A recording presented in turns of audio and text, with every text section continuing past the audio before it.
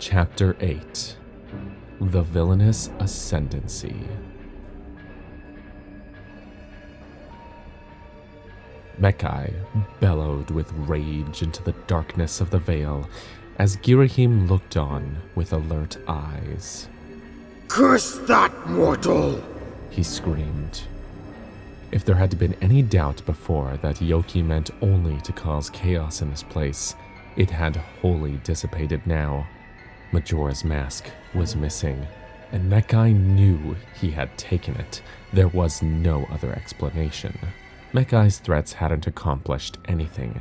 His frightening face had caused no hesitation in the meddling surface being. Master, with respect, I warned you not to speak to him. You said he had untold power. What if he infiltrated your thoughts? Discovered the existence of the mask simply because you made yourself vulnerable. Mekai turned on Ghirahim, taking quick, echoing steps toward him, and thrust his hand against the villain's throat, slamming him up against the alcove that once hid the dangerous mask. "Don't you dare question my actions, you filth. I could obliterate you where you stand. You have no power here in the Veil. No access to your magic unless I send you back to the surface world. And you have the audacity to tell me what I've done wrong?" Ghirahim's pupils dilated in fear, but there also twinkled in them a small spark of pleasure. It made Mekai sick. I would never question you, Master. He choked. I only offer reasonable explanation for this deterrence. That is all. Mekai released him, but not before giving him one last squeeze, a rough growl escaping from deep within his chest. He turned away huffing, trying to think, to suss out a plan. Well, if I may, Ghirahim began, his voice a bit hoarse now. Sending me to the surface world might just be a grand solution. Mekai refused to look his way. "Explain," he said glumly. If the mortal took the mask and is no longer here, it means he returned to his own world. Send me there, Master. Send me with your army. I will find it for you. I swear on my newfound existence, I will find the mask. The turmoil and destruction Ghirahim would cause if Mekai allowed this, the thought of it, made him smile. Perhaps he could tackle several goals at once. After all, he'd always planned to send him, to dispatch Mekai's undead army and annihilate those who would deny his rule, to take ownership of what he desired. But could he trust this villain to do what needed to be done? The man, if he was a man, had once served an evil greater than anyone could conceive. Ghirahim had confessed to Mekai once that his adoration for this evil knew no bounds. Mekai wondered how the villain's love for him fared against that fierceness. He turned, slowly, catching Ghirahim's eager gaze, who had drifted closer to Mekai's form, despite the god's threats and violence. He saw pure worship in his eyes, an obsession, but wondered if he'd simply transferred that obsession from the first evil. Whether it was obsession or true loyalty, Mekai may never know, but this may also be a way to discover the truth. "Very well. Find it, Ghirahim. Bring it back to me. And I promise you, if you accomplish this, if you prove your loyalty..." He stepped closer, narrowing the distance between them, making a show of dragging his gaze across Ghirahim's pointed features, giving him the attention he'd always craved. "You will receive just rewards." Mekai brushed Ghirahim's chest with his shoulder as he turned away, reveling in the manipulative tease. He could practically smell the pining desire dripping from the villain's form. Whether it sickened him or not, it didn't matter. Mekai would get what he wanted.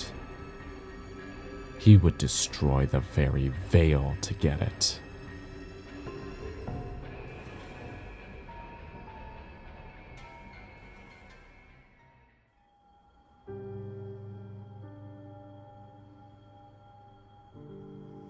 King Thaddeus Renatus Hyrule stood at a window in the castle library overlooking the sprawling castle town and its many bustling residents. The day was coming to an end. The sunset in the distance, sparkling with magnificent reds and oranges, a sight his late wife would have adored. He imagined how they would view it together, sat in the garden or high up on one of the spire's balconies to see the sun rays graze the breathtaking lands of their shared kingdom. The grief of her passing had never left him. All that remained of her existed now in his daughter, Zelda, 11 years old and having barely experienced the unwavering love her mother possessed. But Zelda herself had it within her, perhaps passed down from the queen, a gift for him and for Hyrule. Sometimes he looked into his daughter's eyes and saw his wife shining back. So in a sense, she hadn't truly left them. She lived on in different ways, reminders of a time when Thaddeus felt more certain of his own reign. After all, what kind of king allowed a steward of the desert to craft an evil uprising under his very nose? When Zelda had first approached him with her suspicions that Ganondorf had been scheming a plot to take over the kingdom and murder the royal family, he'd thought her dreams to be just that, dreams. But then the boy showed up, Link. From the forest and untrained in decorum of all kinds, he seemed at first a frivolous playmate for the princess at best. But Zelda had insisted that his warnings rang true as her visions would suggest. The king had investigated at her desperate pleading after Link had claimed he'd already seen what would happen, had already lived it. A world devoid of peace, overtaken by evil, and most of the royal family wiped out, including Thaddeus, murdered in cold blood by Ganondorf's own hand. An older Zelda, who had trained in the ways of the Sheikah, had sent Link backward in time to gift back his childhood, and to warn Hyrule of its impending doom. Investigations ultimately proved these claims to be likely. But what was more, the boy possessed the Triforce of Courage, proof that he was chosen by the goddesses as a hero of legend. Ganondorf's games were ended, his mission decimated, and Thaddeus imprisoned him indefinitely. He had been taking the time to determine his next moves, what sort of punishment the desert man deserved. It was a conundrum. The man hadn't murdered anyone yet, but the knowledge that he most certainly planned to was enough for the king to take it as seriously as he had. As he gazed upon his lands, imagining them overtaken by darkness, he reminded himself of his daughter's worth. He must not forget it ever again. She, and the forest boy of course, had saved their kingdom. Undoubtedly. The king had offered Link an invitation to join the knight training program, as he'd years of sword training already, in a sense. It was not an offer just anyone received. Most were required to sign up for the program and be accepted via extremely specific criteria, acceptance, an unrivaled honor. But the boy had refused. He'd said he had a few things to sort out and he would soon be leaving Hyrule. That he'd had enough adventure for one lifetime and wanted to experience a life without it for once. He also mentioned he was in search of a lost friend, but would not elaborate and refused all offers of help. The child's humility was rather startling to the king. Not just anyone would reject the invitation to join the Hyrule knighthood in favor of a dull life, but he supposed he understood to a point. His own life had been stuffed with adventure, if you could call it that. He would revel in a few years of peace to settle into, if he could. Zelda had gifted the boy her special ocarina, and he'd left them. She'd been sullen since, her passion dampened, her lively manner stamped down. It hadn't been easy these past few weeks, but the king knew he must not falter in his fatherhood. Not now, not after everything. He'd made enough mistakes in his past. Fatal ones. Your Highness. A familiar, proud voice called from behind him. We've arrived. Thaddeus turned to see Impa, his daughter's trusted Sheikah attendant and protector, and his little Zelda dressed in her night clothes approaching.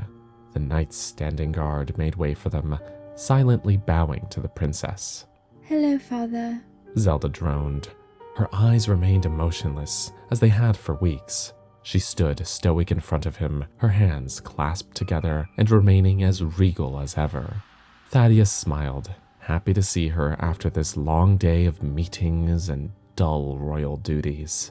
Impa stood to the side as he took a seat at one of the long tables fixed in the center of the impossibly tall book stacks and patted his knee, raising his eyebrows in invitation. Zelda couldn't help but crack a small smile as well as she trotted over to him and sat. The king held his daughter close, tears prickling his eyes unexpectedly. All these thoughts of the queen had brought him to a certain state of mind, and that was often difficult to escape. And how is my beautiful princess this evening? Did you have a productive day? She shrugged half-heartedly. I suppose.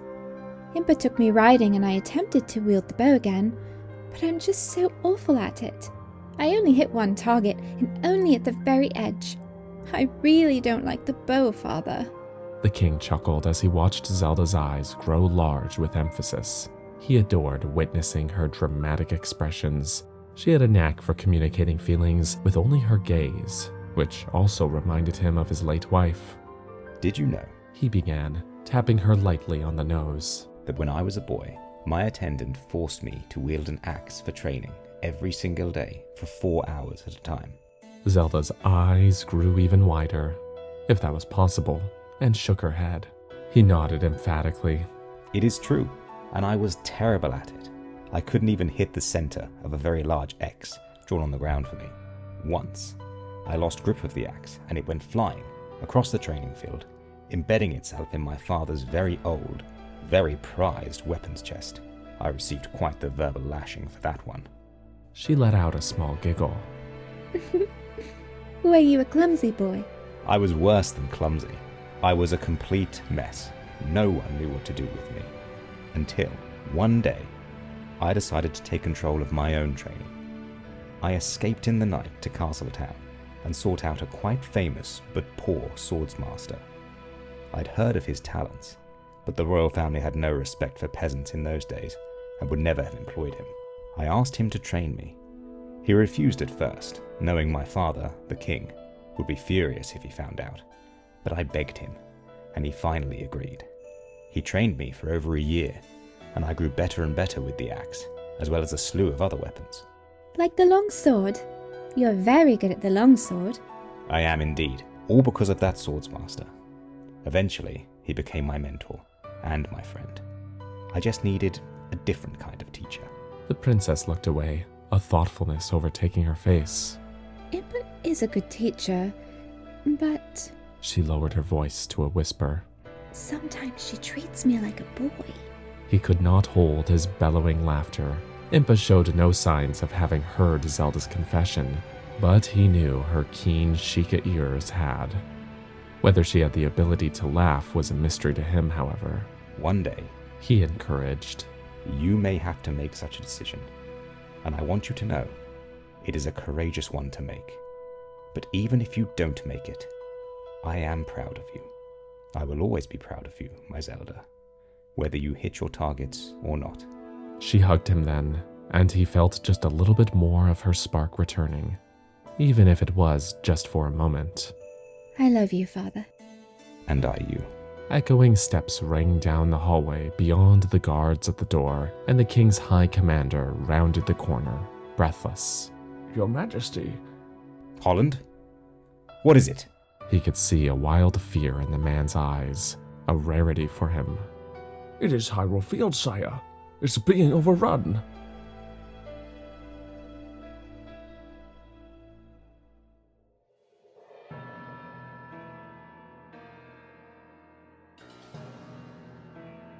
Ghirahim stood imperiously atop a great boulder, watching with glee as the Redeads ambled towards the castle in the distance, dragging their feet and groaning. He wondered if they groaned with pain or pleasure.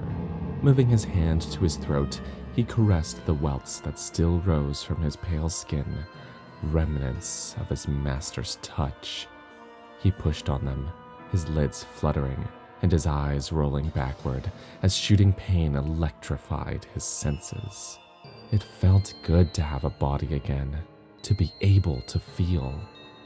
He'd been trapped for so very long, longer than he could calculate. His spirit, once inhabiting this form and serving Demise, his first master, had been imprisoned in the Veil by that self-absorbed god of death, a special place for traitors like himself, to ensure they never moved on to the beyond, where there was said to be infinite peace.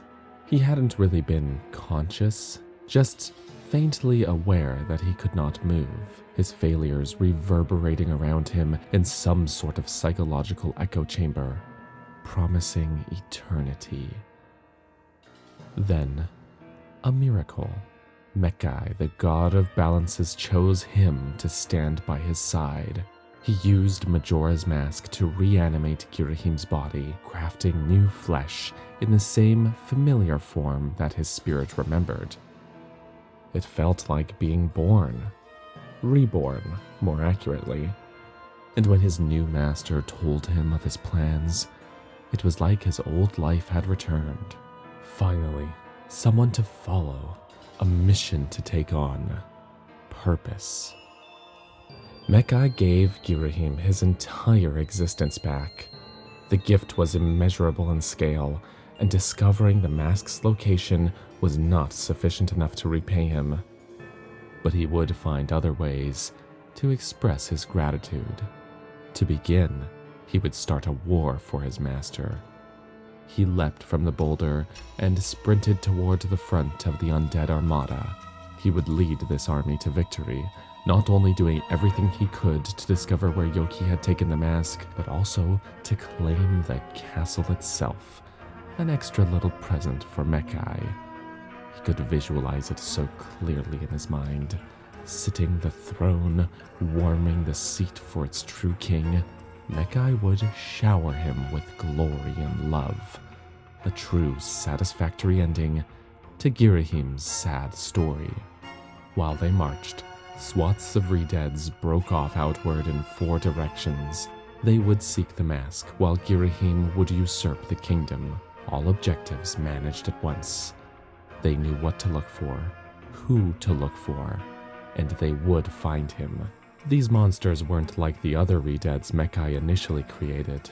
They were stronger, smarter, and possessed an ability to home in on a target once it was acquired. All they needed to do was sense Yoki's presence within a certain distance, and it would be over for the little nuisance.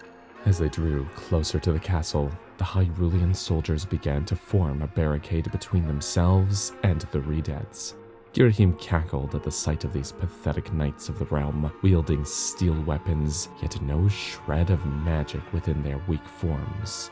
Ghirahim raised a gloved arm, slashing it through the air, and the Redeads halted on command. Mekai had given him full control of the army, and the feeling of power coursing through him now felt unparalleled to any he'd experienced in the past. He watched the soldiers rush to their defensive battalion positions and sneered with pleasure as the king of Hyrule himself strode across the drawbridge, which was promptly pulled shut and to the front of his own army. This would be positively delicious.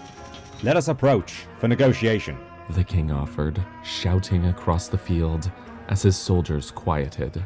Ghirahim snickered silently, but nodded once in agreement. He would happily play the king's little game. The two enemies dropped their swords where they stood and paced slowly toward each other in sync. Once they came close enough, Ghirahim stopped, closed his eyes, and summoned a magical shield to surround the pair. It shimmered gold, formed with a jagged triangular pattern, the shapes slowly swimming on the shield's surface, forming a sort of bubble.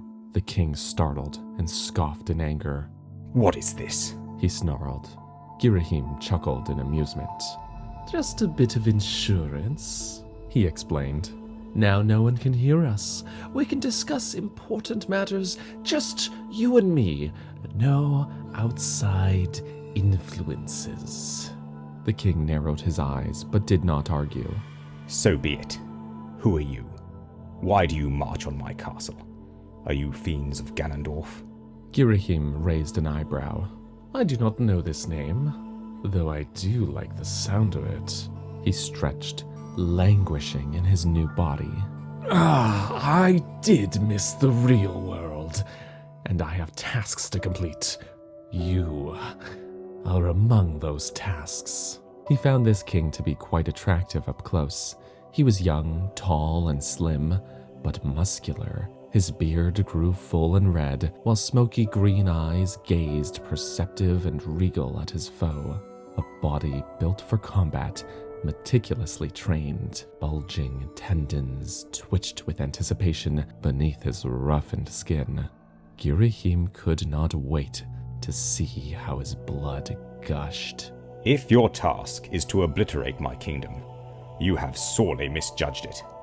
We will fight your demons with everything we have, and we will win. If you surrender now, you may avoid a multitude of deaths throughout your army, let alone yourself. Oh, I'm not worried about my army, Your Majesty, but you should be worried about yours. A smile snaked across his pale face, and without warning, he dashed toward the king, clutching his throat and forcing him up against the shield wall, much like Mekai had done to him. The shield sizzled as it began to burn the king's royal tunic. He grunted against Ghirahim's powerful might, fueled by his magic, and choking smoke slowly permeated the bubble. The man struggled but could not free himself. Ghirahim let out a full-throated laugh, whipping his head upward toward the sky in absolute delight. Then he took a deep breath and studied the king's royal face. He truly was handsome. So handsome, a sudden desire came over Ghirahim, and he dragged his tongue leisurely across the king's cheek. He tasted like wild grasses and ancient tomes, reminders of what life had in store for Ghirahim's future. Luxury and riches, lovers and feasts, the best of the best. Unhand me, you crazed fiend. Holland! The king called for some naive commander, surely, but no one could hear him in here. Ghirahim pressed a little harder on his throat, sinking into the violence, feeling himself come alive with power and a ruthless energy that fed him. He hotly desired to rip into this mortal, but he knew he must stay his hand if he wanted to truly overcome this challenge. It would be such a waste, after all, to dispose of the king so soon. He wanted a more invigorating fight. Besides, he had other places to be. He leaned into the king's ear and passionately whispered, See you on the battlefield. The shield came down, and Ghirahim shoved him to the ground, soldiers rushing to their king's aid, spun on his heel, and marched back to his waiting undead. It was time to receive his just rewards.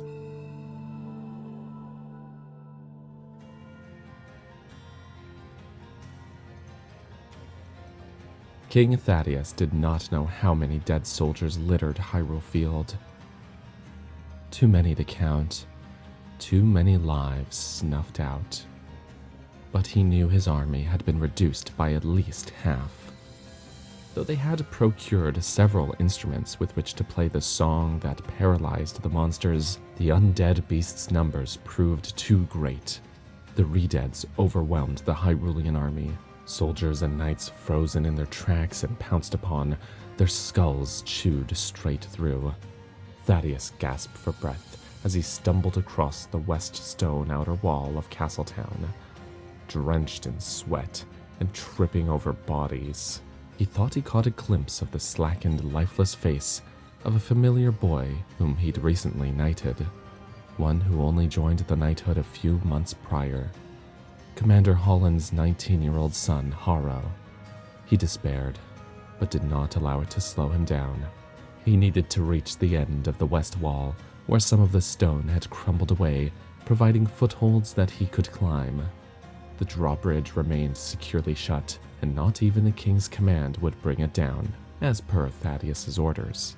He had to find a different way over the wall and into his castle, for there was only one way they could win the battle this night, and that way was safely locked inside the castle walls. Magical Song did indeed cause a temporary paralysis of the Redeads, but another element was much more effective. Light. Ideally, morning would dawn swiftly, but Thaddeus knew only 4 hours had passed since the battle began. They did not have time to keep up the same tired tactic that just was not working. He needed light. He needed power. He needed Zelda. The darkness seemed to swallow him back here, the moon having hidden itself behind thick clouds, and only the smell of blood to keep him company. He edged along the wall, feeling for the small gaps of crumbling stone. There, the familiar dip of roughened rock. He'd used this wall to climb out of the castle grounds as a child, escaping into the field, hoping to come across a beautiful Gerudo or see a famed Goron for the first time. But his attendant was always quick to find him and bring him home. Thaddeus never revealed his secret to anyone, however. He positioned his boots in the gaps and made the distantly familiar climb over the wall, hopping down on the other side into a back alley of Castletown. Quiet saturated the air, contrasted from the screams and clashing of weapons against flesh outside. The only hope was that the psychotic foe who had brought this war upon them had not shown his pale face again. Only the Redeads littered the battlefield, killing and maiming. The villain was nowhere to be seen. All the more reason to do this now, while perhaps the lunatic was otherwise occupied. Thaddeus sensed an immense level of power in him, more than he knew they had the strength to fight against. He also knew that bringing Zelda into the fray was a foolhardy tactic, dangerous, perhaps even qualifying as cruel, but he had no choice. She was brave. She'd always been brave, whether she realized it of herself or not. That was her only problem, after all. She did not believe in herself as she should. Thaddeus feared that the coming years would bring more of that mindset forward for her, that no matter how many people told her that she was powerful and capable, she'd never see it as truth. He swore to himself daily that he would work against that reality as much as he could, not just for the benefit of the kingdom, but for her own personal sake, because he loved her more than anything in this world. He rushed up the spiral staircase that led to her chambers. As he approached her closed door, Impa stood, ever watchful in front of it, transitioning into a bow once she saw him. Impa, I need her. Please stand aside. She did not move. Impa was the only one in his entire court who ever dared to deny his orders. He'd learned over time that it was always for good reason, but now, this time, she mustn't disobey his command. Your Majesty, what has happened? How does the battle fare? I do not have time to explain. Move aside. The princess is I asleep. said move aside. His raised voice was enough to snap Impa back to her senses, and she did as asked. Thaddeus sprinted inside the room and straight to Zelda's bed, where she sat up with alertness, having likely heard his outburst. Father? Is everything... He did not hesitate, scooping her into his arms and brushing past Impa's stalwart form. He began to run, but the Sheikah was faster than he, and appeared in front of him, halting his progress. What is it you mean to do? She asked, with suspicion and a hard, untrusting gaze. Impa, you must let me pass. For all our years together, taking care of my daughter, tap into your instincts and for once, trust me. Her brow slackened, shock permeating her strong features, and she stepped aside after only a moment of consideration. Thank you, he said with a relieved sigh, and went on his way, Zelda clinging to him. I'm coming along, Impa exclaimed and followed close behind. Thaddeus smiled. I would expect nothing less, but we need to make one more stop first.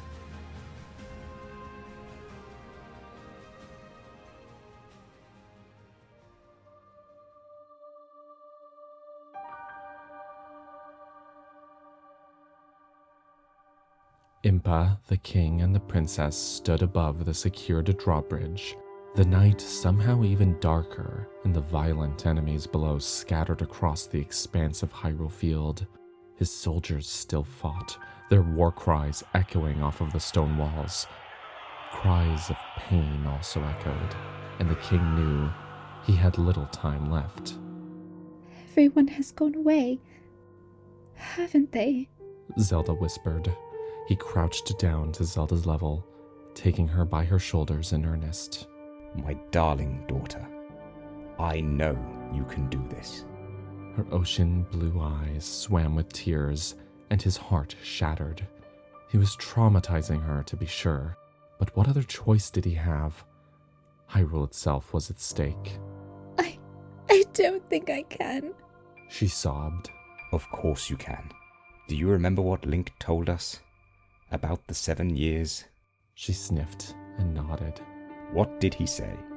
What happened to you in that time?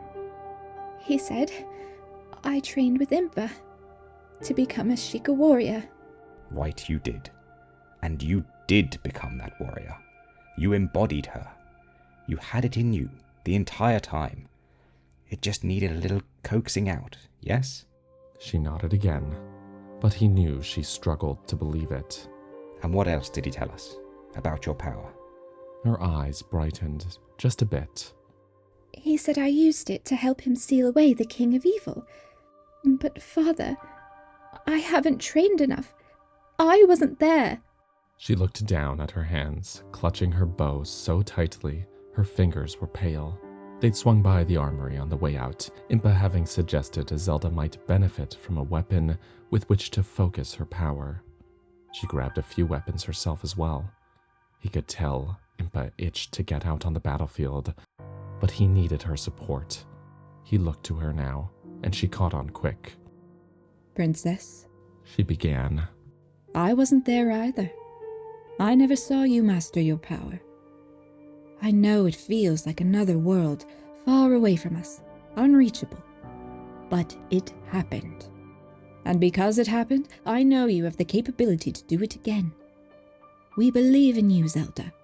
You are our inspiration. Every single day you improve, whether you see it or not. The worst that can happen here is that you don't try. And I know you have the courage to at least do that.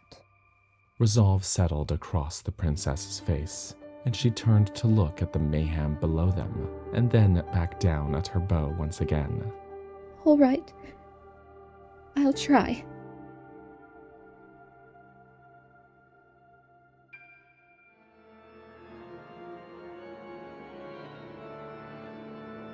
This timeline was most certainly different.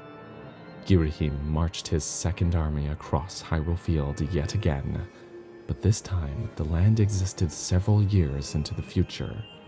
Apparently, a split of a timeline that occurred via magical influence. He knew of traveling the distance of time, of course, but jumping from one timeline to another was a new experience for him. Mekai facilitated this phasing, and he reveled in the gift. But the nuisance, Yoki, could perform this feat on his own, which meant he could be in any timeline, hiding away, likely knowing he was being hunted. So they had to improvise and split Mekai's army in half to search both worlds. He imagined the look on Mekai's face as Ghirahim would hand him the prized gift, as well as 2 separate lines of time to rule with his iron-clad fists. He wondered what the royal family was like here. Apparently, the handsome king was no longer alive in this world. A pity, really, but Ghirahim would return to the initial timeline and have his way with him soon enough. A different king ruled this land, and Ghirahim could not wait to meet him.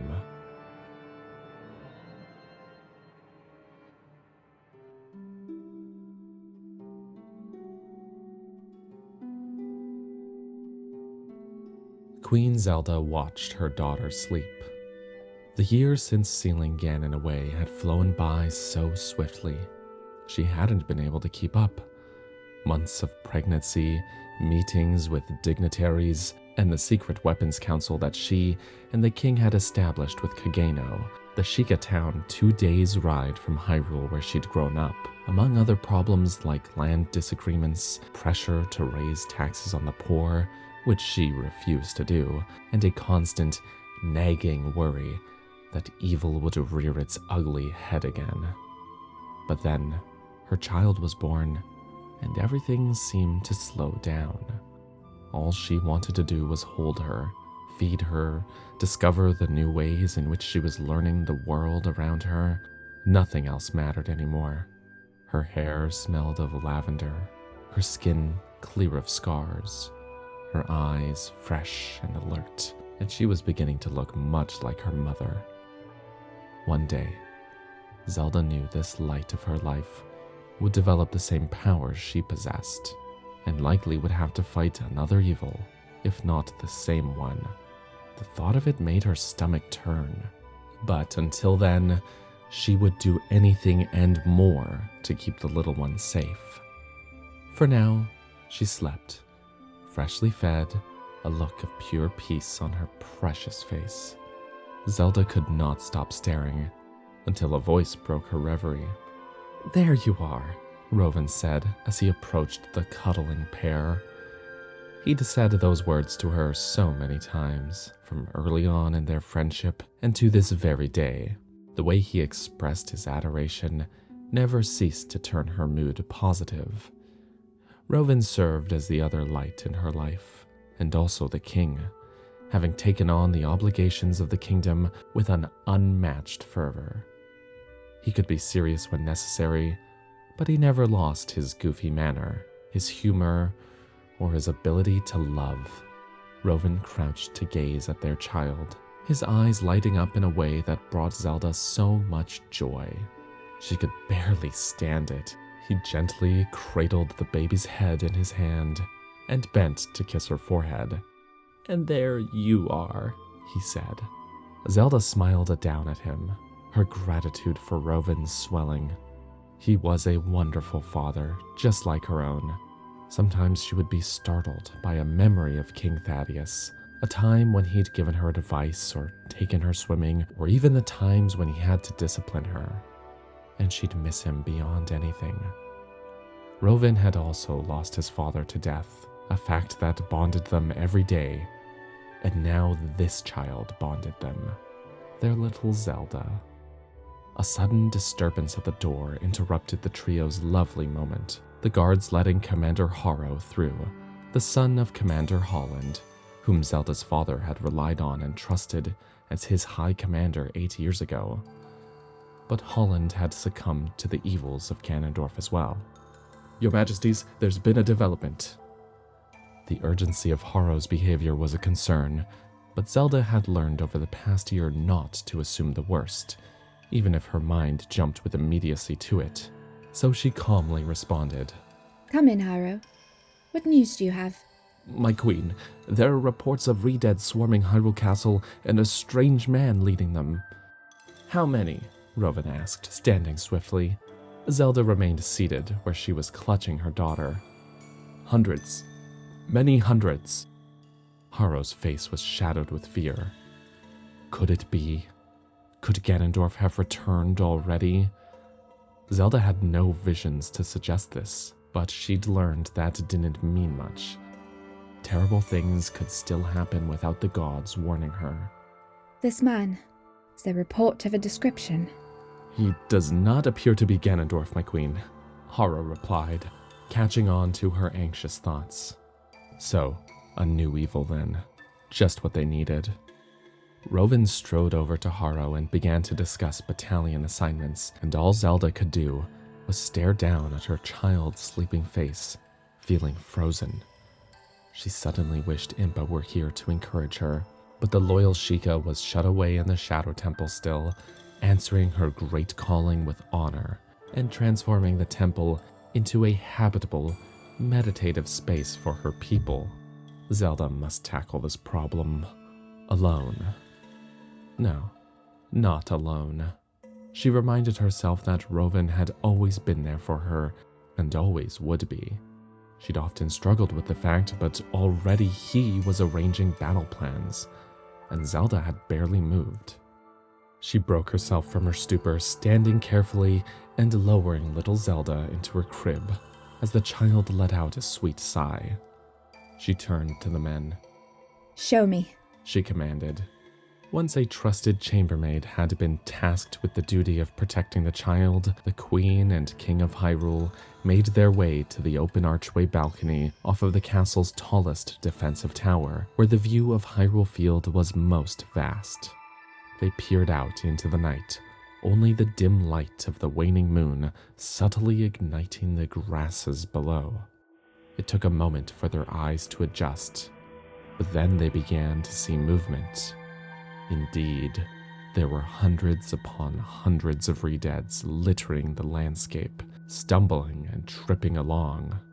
Zelda could hear their groans from where they stood, so many that the sounds blended together to create an uncanny, monotonous din that echoed against the castle walls. Zelda's mind flashed back to her time in Kakariko's infamous well, where creatures unlike anything she'd witnessed haunted the underground halls that dripped with moisture and were stained with dark history. Many Redeads inhabited that well, and she'd frozen them in place with song, but she knew there was another way to destroy them, a much faster way. I need my bow, she said to Haro with urgency. He did not hesitate, signaling to another soldier who promptly left the balcony to retrieve it.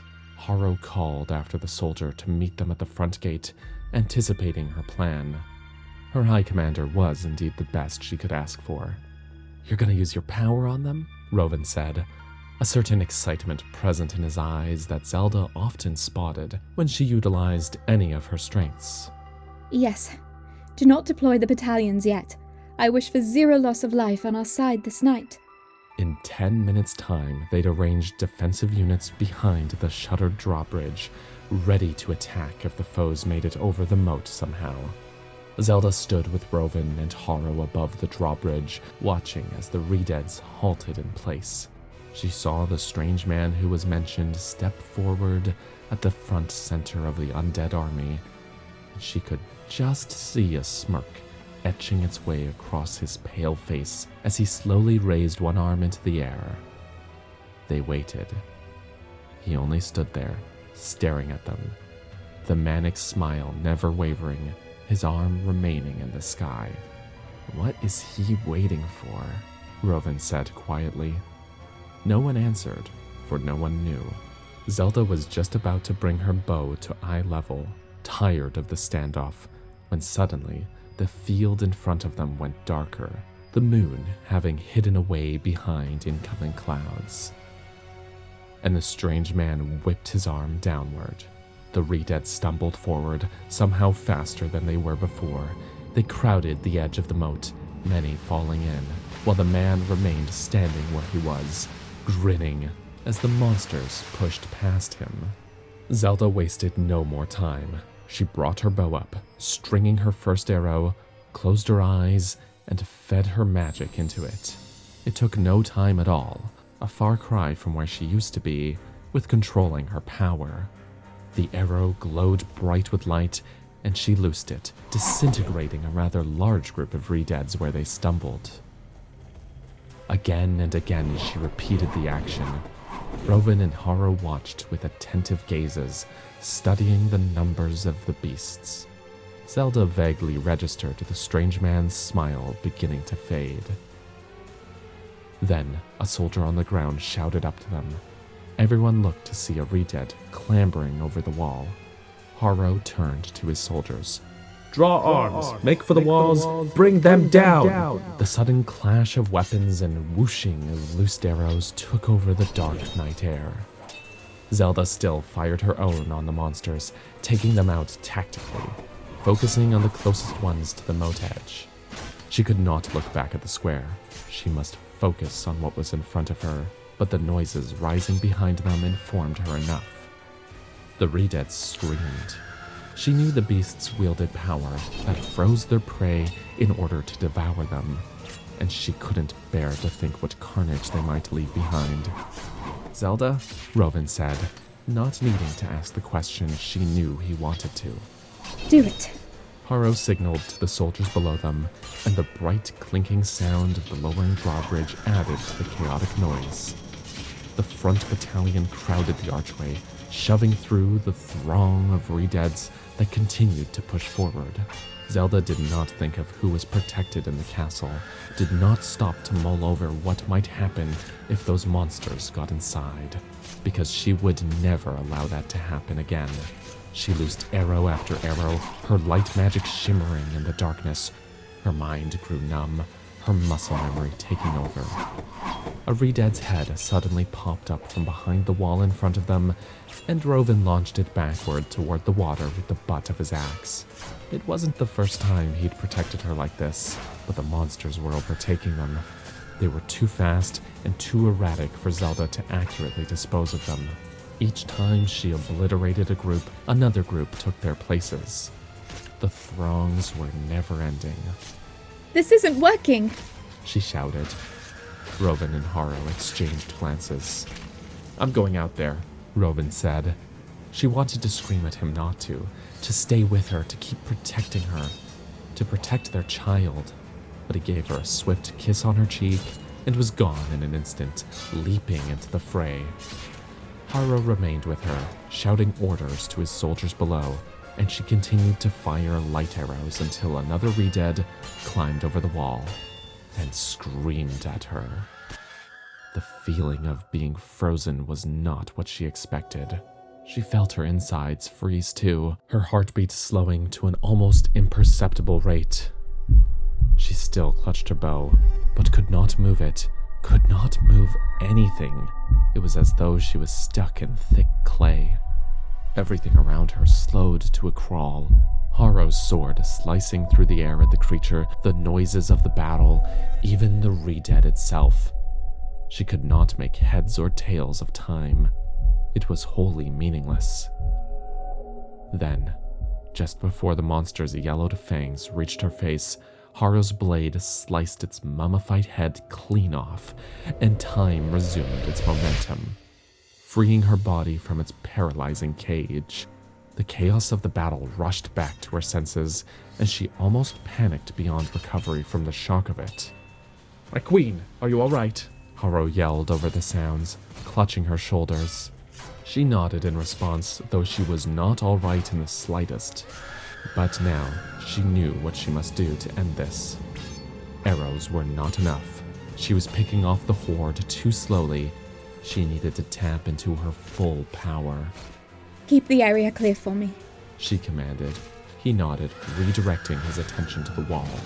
She closed her eyes, knowing the risk she took by doing so, but she needed to focus, to bring her mind state to a place she'd only ever accessed once before. The sounds around her began to deafen. The air turned thicker. Her breathing turned shallower.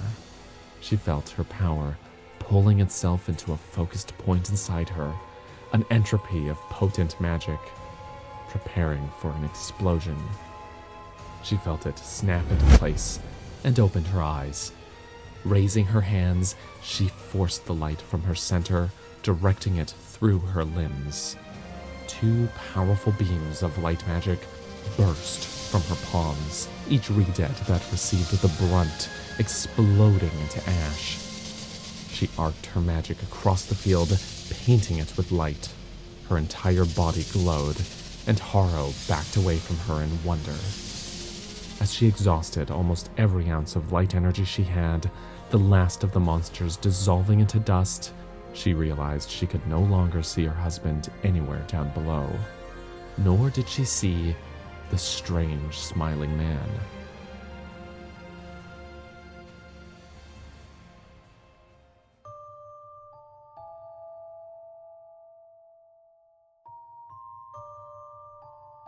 Ghirahim liked this king even better.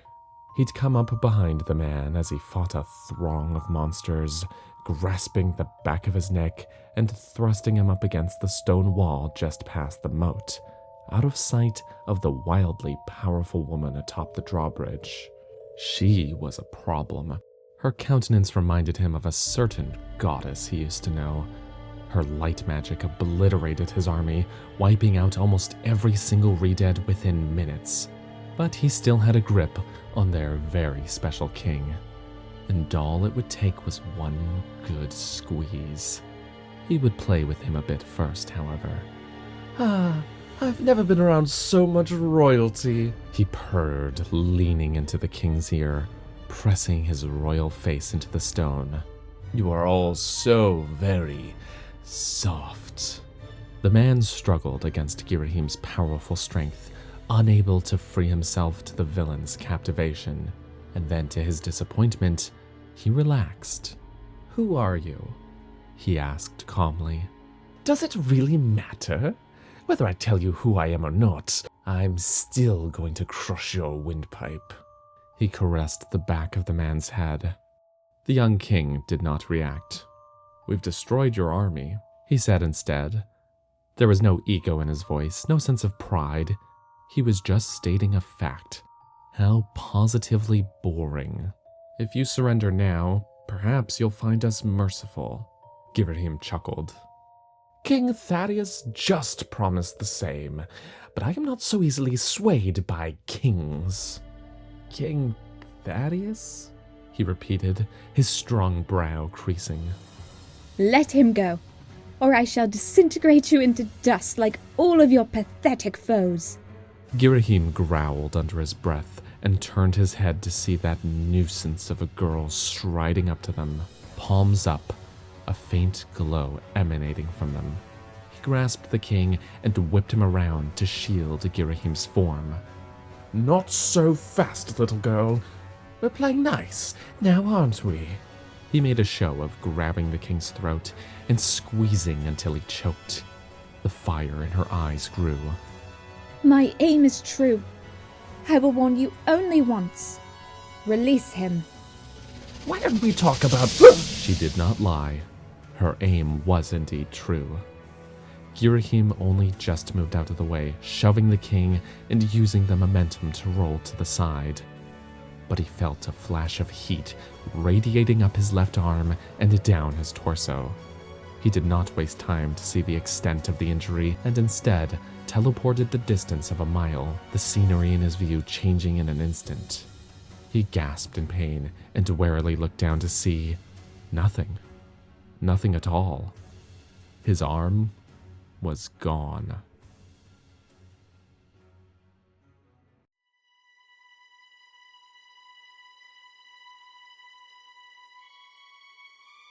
Are you sure he said my father's name? Rovan nodded emphatically, wincing as Zelda dabbed the wounds on his neck with a healing solution. King Thaddeus, that's what he said. He said he wasn't easily swayed by kings. I don't know who else he could have been referring to. The field was being cleared of debris, and the queen and king had been briefed on the casualties of the battle. 21 soldiers had perished, a number too great for Zelda to accept, even though she was assured by all involved that it could have been much worse. To top it off, though the battle was won, the main offender had escaped. And now, there was a new mystery. I don't understand it. But perhaps he knew my father when he was alive? I'm not sure that's it. He used the words, just promised, as though he'd only recently spoken to him. None of it made any sense. It had been 8 years. Impa had seen the king violently murdered by Ganondorf's own hand. She had told Zelda the details years after the event. She'd watched from the shadows, having arrived a second too late to the throne room, where the King of Evil had thrust his fist into her father's chest. Impa had watched him go limp and tumble to the ground, while Ganondorf reveled in his victory and sat the throne for the first time. The Sheikah warrior had then made her way back to Zelda, who had almost been taken by a monster, and saved her life. They'd escaped Hyrule Castle, and the rest was history. Could he have actually survived? Escaped somehow and gone looking for Zelda, never to find her? Kageno, where they'd taken refuge, was a 2-day trek from Hyrule, and quite unknown. She wasn't sure her father would have even thought to look there. But Impa was almost never wrong. Zelda felt certain that her father had met his end all those years ago. So why was his name uttered now by some unknown villain? She finished cleaning Rovin's wounds and kissed him, beyond grateful that he was alive, that their daughter was safe, that things worked out the best way they could have. She would be speaking with Kageno's war general soon, however. The Sheikah faction there had discovered ancient technology that they'd been developing into weaponry. She thought now was likely the perfect time to make use of it. She spent the rest of the day with little Zelda, taking the time to thank the gods for their survival. But one thought echoed throughout her mind. Was her father alive?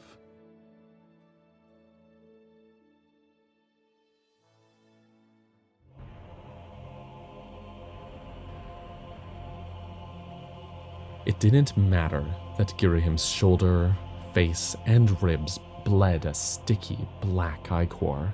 Didn't matter that his howls of pain and desperate begging echoed throughout the Vale. Mekai still struck him over and over again. His rage overtaking his action, the fire in his core stoked to new levels he hadn't before felt. The villain had failed him. In both timelines, the girl with the blood of the goddess had decimated his precious creations. Not only the adult version of her, who had developed and perfected her power over time, but also the child version who hadn't even had the chance to. Even she overcame all boundaries and wiped them out. In the timeline when King Thaddeus still reigned, and where the loss of life was much greater, they'd still managed to beat back the monsters until the sun rose. At that point, none of his redeads had a chance to survive. None had found the mask either. His main goal, his only real desire. Ghirahim had promised him he would employ tactics of great success, and all Mekai got from it was a whining villain crawling back to the Vale with a missing arm. He beat Ghirahim until the traitor no longer made noise. Well, it seems you've made a mess of things, Mekai. The raging god turned from Ghirahim's crumpled form to see Saigo standing there, the ruler of this forsaken hellscape. You would know what a mess looks like, wouldn't you, Saigo? After all, you're the tyrant of this cesspool of security failures. Is this why you're so desperate to rule the surface world? But Mekai, you could so easily trick Hamet into phasing you there. Instead, you use the power you have left to send your pathetic lackey, a spirit who only ever caused chaos in his time. Because you are frightened, yes, too afraid to tackle the task of usurping on your own. Saigo's voice dripped with a disgusting amount of sarcasm, filling Mekai with 1,000 years worth of rage. You speak carelessly, Saigo. One day, you will see that I am a cataclysm. He stepped dangerously toward the god of death. Fleeing will do you no good. Souls are wretched, even in innocence and youth. I will bathe in their blood. I will use it to dominate all. Saigo narrowed his eyes as Mekai spoke, the god of balances losing control, closing the space between them and raising his fists. A sudden shift in the air around him caused him to pause. He sensed them before he saw them, prison bars of shadow. They shot up from the ground, swallowing him in darkness. He shouted expletives at Saigo as the god of death simply watched him stoically. Mekai tried to bring the cage down, but his power would not work. In fact, he could not feel it within him at all. He looked helplessly upward at Saigo. You are finished, Mekai. You're right. I am the ruler of this place, the tyrant. And it does have flaws.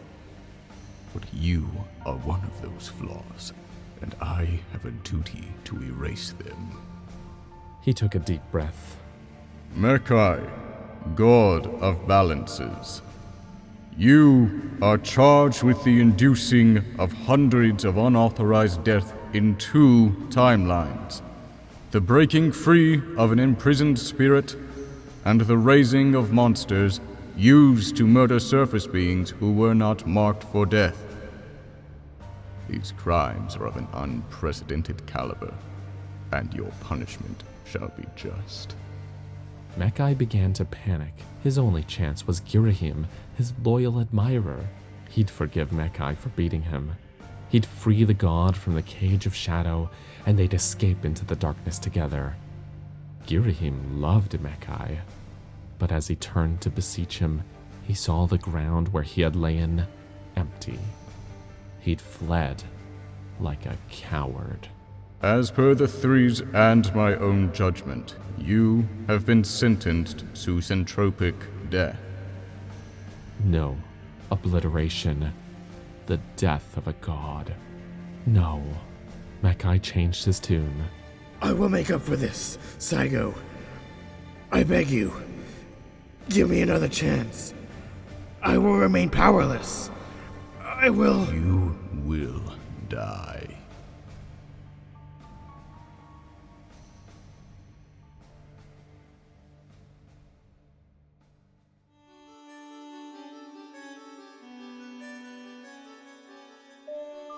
Epilogue. It had been a very long 3 days.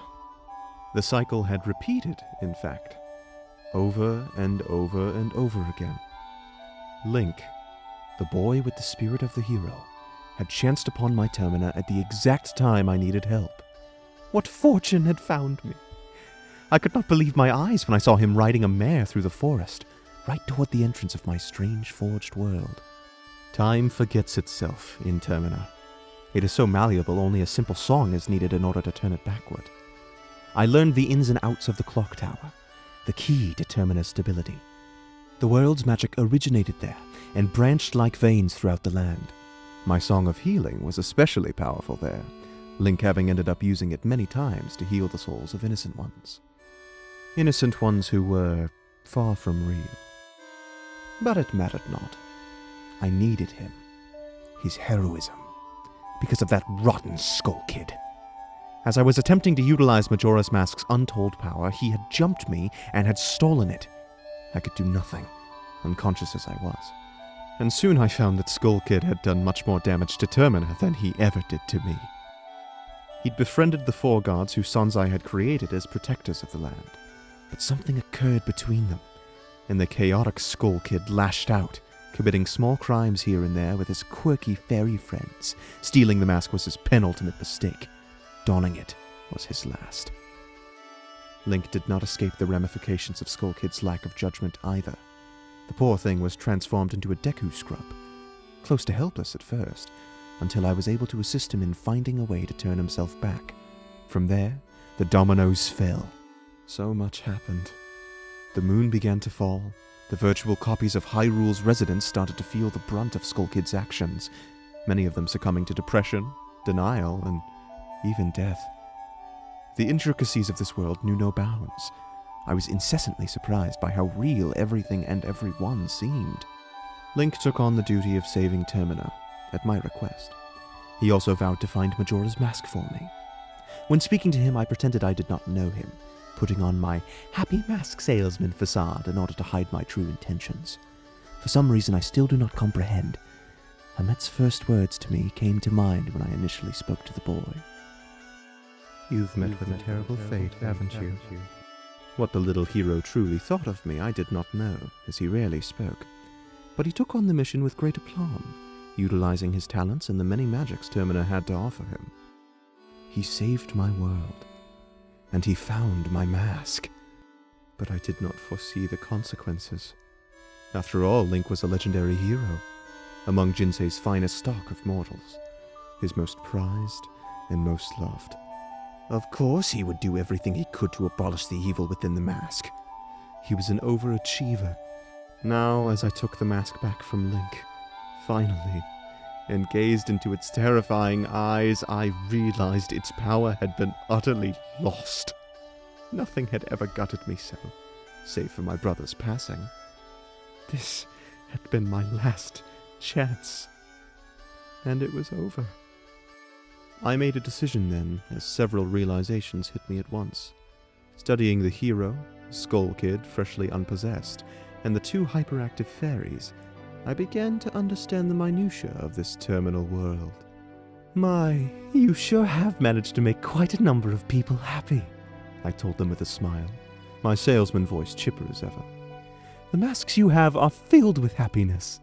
This is truly a good happiness. Simple words full of complicated meaning. Fate was real. It was not an illusion, like the characters that filled my terminal world. Everything was portended. Even my brother's death. His passing was a card that could not be flipped. I was shown this every single day that I tried to get him back. But he wasn't really gone. Satori tried to tell me in the Death Veil that all of us exist in whatever form we take, and whether that form is lively or dead, we are still here. But I didn't truly understand what he meant.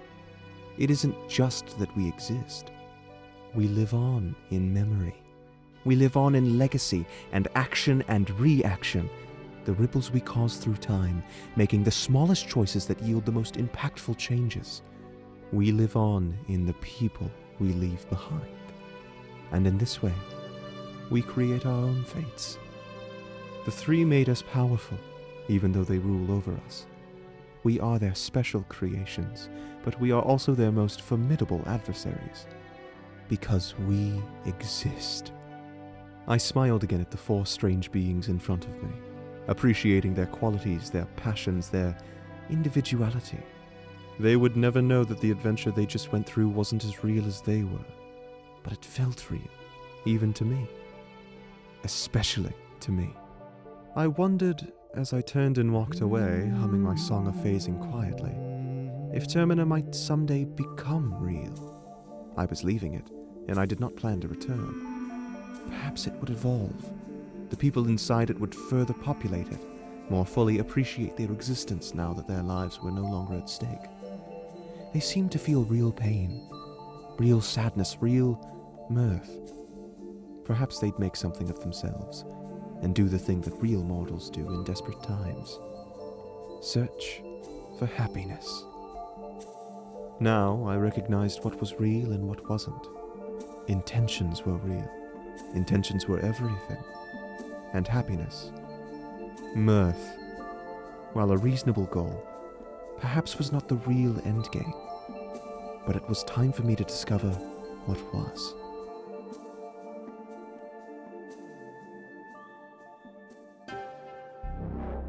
I'm so happy to see you, my Yoki. Hamet twirled her wild curls as she checked me over for injury. I could tell her obsession with me had only grown since I'd escaped the Death Veil. She truly was proud of her creation. I had barely spoken since I arrived here again. I only indicated what my purpose was. I wanted to help Ringo gain his pose opacity back. And I was also here to make good on my contract with Hamet, whatever that might entail. Because I truly did not have any other aspiration. But perhaps I could be of some sort of use, even if it wasn't guaranteed to be a moral venture. Saigo wasn't happy with my return, but Hamet convinced him I should stay, freed of imprisonment. After all, I really had nowhere else to go. I didn't belong anywhere now. The question still begged to be answered, though. What was the end game? If not happiness, then what? Hamet, I said, startling her out of her examination of me. What is it, my dear? I looked deeper into her eyes than I ever had before. What makes you happy? She smiled with her sharp grin. Why, you, of course, my sweet Yoki. You, my dear surface being, are as close to a god that a mortal can get. I have so many plans for you and that, indeed, makes me very happy. Her mirth was anchored in my success. I thought of my brother's mastery of the skills I taught him, and how happy it had made me back then to see it. Perhaps I had mastered mirth after all. What is it you'd like me to do first? I asked her, itching to have some kind of goal to meet, some solution to find. But Hamet wanted something else altogether. I would be working with my hands again, creating something. I adore your enthusiasm. She cooed. Yoki, darling, make me a mess.